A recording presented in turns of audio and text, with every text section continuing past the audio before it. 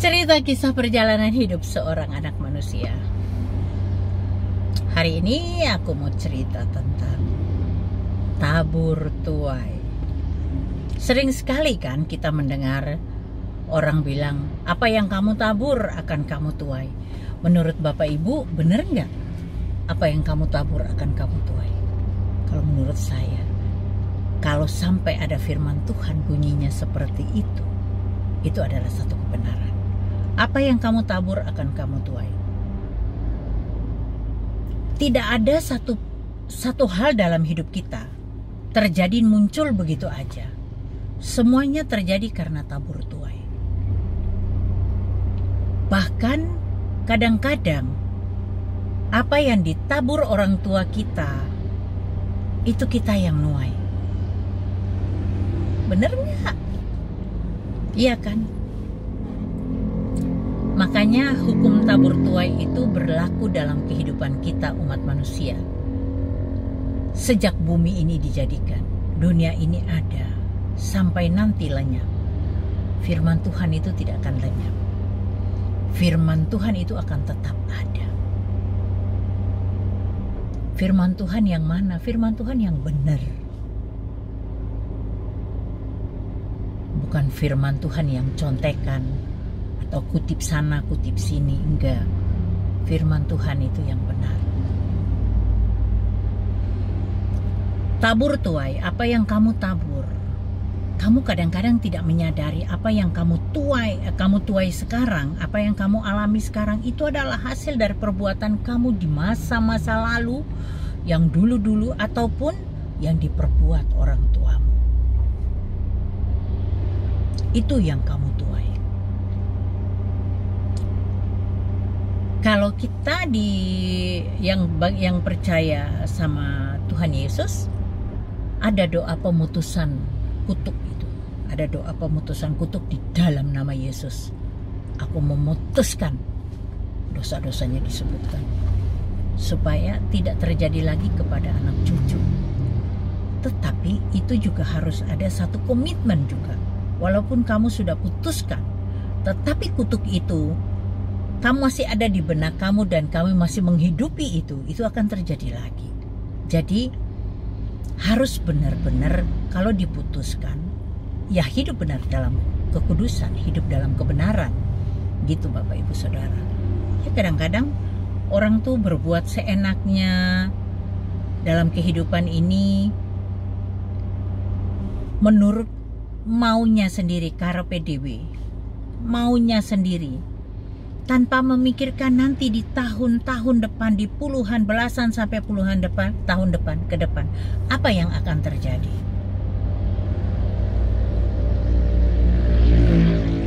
Itu nggak dipikirkan.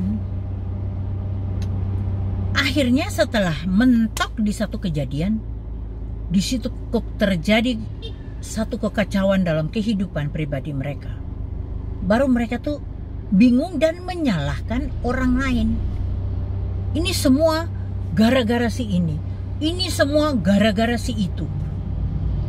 Tanpa mau mengoreksi diri sendiri dan memperbaikinya. Hidup kita itu sudah diatur Tuhan jalannya masing-masing. Dan kita diberi free will. Kita boleh memilih untuk memperbaiki hidup kita atau tidak, mau biarkan hancur-hancuran. Itu keputusan kita sendiri.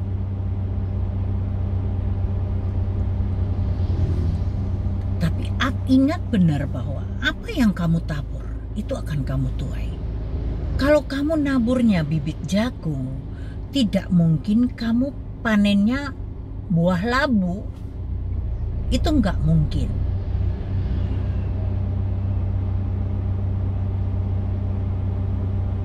Daun sirih berbuah semangka.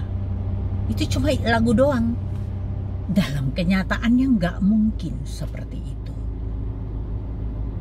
Makanya kalau kita itu, kamu mau melakukan sesuatu tindakan, pikirkan dulu 1000 kali 1000 baru kamu lakukan. Pikir ke depan, bertahun-tahun ke depan apa yang akan terjadi. Kamu nih misalnya ya, kamu tidak menjaga kekudusan pacarmu. Misalnya nih cowok tidak menjaga kekudusan pacarmu, padahal dia kelak adalah menjadi calon istrimu dan calon ibu dari anak-anak. Kamu saking gak bisa mengendalikan nafsu ketika berduaan dengan dia, kamu lakukan hubungan yang terlarang itu. Ya nggak hamil sih, tapi kamu menikahin dia. Karena tanggung jawab kamu menikahin dia. Tahu nggak? Apa yang kau tabur akan kau tuai. Nanti anak-anakmu juga akan berbuat seperti itu. Anak perempuanmu dihamilin orang, walaupun kau aktivis gereja, kau sudah bertobat, tapi kutuk tadi kau tidak memutuskan, itu akan turun ke anakmu. Kau tidak sadari kan? Turun ke anakmu. Anak laki-lakimu juga mungkin akan berbuat seperti begitu. Having sex before marriage. Hal-hal seperti itu apa yang kamu tabur akan kamu tuai. Sekarang gini juga. Kamu maksa kehendakmu. Karena kamu menginginkan harta orang lain. Nah, caranya bagaimana untuk mendapatkan kelak anak cucuku mendapatkan warisan orang itu? Nikahkanlah anakmu dengan maksa. Menikahkan dengan paksa, bahkan mungkin menggunakan kuasa kegelapan dalam hal ini. Bapak Ibu Saudara tahu, rumah tangga yang demikian tidak akan langgeng. Rumah tangga yang begini pasti crowded. Kenapa? Karena ada kuasa kegelapan juga bermain di dalam itu. Hukum tabur tuai akan berjalan. Apa yang kamu tabur akan kamu tuai. Perbuatanmu dicatat malaikat. Sebelum kita kembali ke pangkuan Bapa Surgawi, apa yang kita lakukan kita harus pertanggungjawabkan. Karena ketika kita lahir ke dunia ini kita telanjang. Dan kita masih belum membawa dosa perbuatan. Dosa warisan ada dari Adam dan Hawa, tapi dosa dari perbuatan kita belum ada. Nah, kita waktu mau kembali ke rumah Bapa di surga, kita dipanggil keluar dari dunia ini, dari kehidupan di dunia ini, alias mate, alias meninggal. Itu pasti kita akan menuai apa yang kita perbuat dalam kehidupan kita. Itu pasti. Tidak mungkin orang jahat dia meninggalnya baik-baik. Berarti Tuhan tidak adil. Nggak ada hukum tabur tuai dong kalau begitu. Enak banget. Dunia ini masih terkendali karena masih ada orang-orang yang masih takut akan dosa, walaupun tidak sungguh-sungguh juga, tapi masih ada. Itu ada ganjelan yang membuat dunia ini tidak terlalu crowded. Masih ada yang takut dosa, masih ada yang takut Tuhan. Intinya dalam kehidupan itu sebenarnya simple sih kalau kita mau menyadari. Dengan mensyukuri apa yang kita punya. Tidak usah, dalam hukum Tuhan kan dikatakan janganlah engkau mengingini apanya orang, ininya orang, itunya orang. Iya kan? Dan ada firman-Nya, ucap syukurlah dalam segala hal, maka segalanya akan ditambahkan bagimu. Sebenarnya kan di kehidupan kita nih sudah diatur sama firman Tuhan. Kita juga jangan serakah karena perbuatan kita akhirnya kita misalnya dalam kekurangan yang sangat gitu ya. Terus kita membuat orang lain susah dengan meminjam-minjam gitu, tapi kita tidak bertanggung jawab. Itu juga kan perbuatan yang tidak baik menurut hukum Tuhan. Tetap semua ada konsekuensi yang kita harus tanggung. Hidup ini adalah kesempatan untuk kita perbaiki kehidupan kita di masa lalu yang tidak baik. Kita mengambil satu keputusan untuk oke, Tuhan, aku udah mengaku dosa-dosaku, aku mau bertobat, aku mau begini begitu untuk memperbaiki semuanya. Tuhan itu selalu dengan tangan terbuka menanti pertobatan kita. Tuhan itu selalu menunggu, kapan sih kamu itu nyadar, kapan sih kamu nyadar. Selalu Tuhan seperti itu, karena Tuhan begitu mengasihi kita. Hukum tabur tuai masih berlaku dulu, sekarang, sampai selama-lamanya. Hukum tabur tuai tidak meninggalkan kehidupan kita umat manusia. Bukan hanya umat Kristen, tidak, umat manusia. Karena Yesus datang di dunia ini juga bukan cuma buat orang Kristen. Mengaku orang Kristen tapi perbuatannya jahat, itu bukan pengikut Yesus namanya. KTP doang. Yesus datang itu untuk seluruh umat manusia. Takutlah akan hukum tabur tuai. Jangan juga kamu tidak pernah mensyukuri dengan kondisimu saat ini.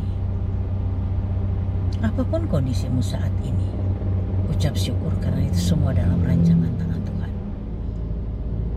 Walaupun ada pemaksaan-pemaksaan dari manusia itu sendiri, misalnya seperti jodoh dipaksain sampai pakai dukun segala, tapi Tuhan izinkan terjadi, toh nantinya ada konsekuensinya.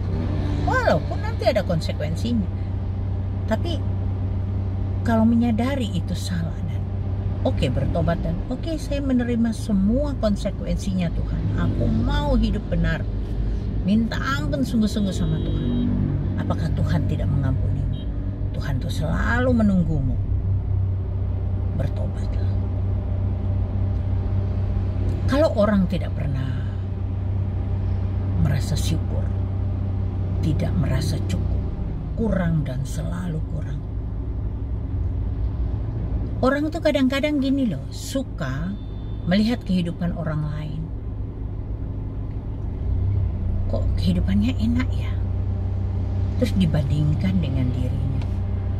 Saya bilang gini loh, berkatnya elang dengan berkatnya burung pipit itu berbeda. Tantangan dalam kehidupan burung pipit dengan elang juga berbeda. Burung pipit, dia paling musuhnya ular, ular yang paling banyak, ular. Musuhnya tuh kecil. Coba lihat elang. Elang itu musuhnya bukan cuman hewan, tapi juga cuaca. Ketika dia terbang tinggi, ada badai apa, tapi dia tuh mampu sekuat tenaga berusaha.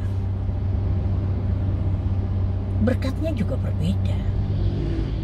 Berkat elang berbeda, dia bisa sampai ngangkat anak sapi loh, domba dia bisa ngangkat segede itu.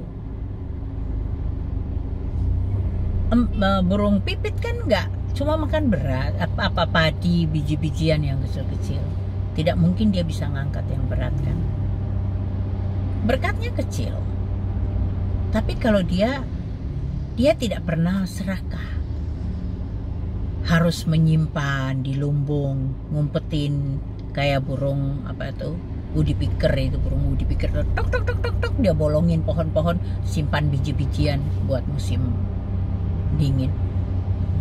Burung pipit tidak demikian.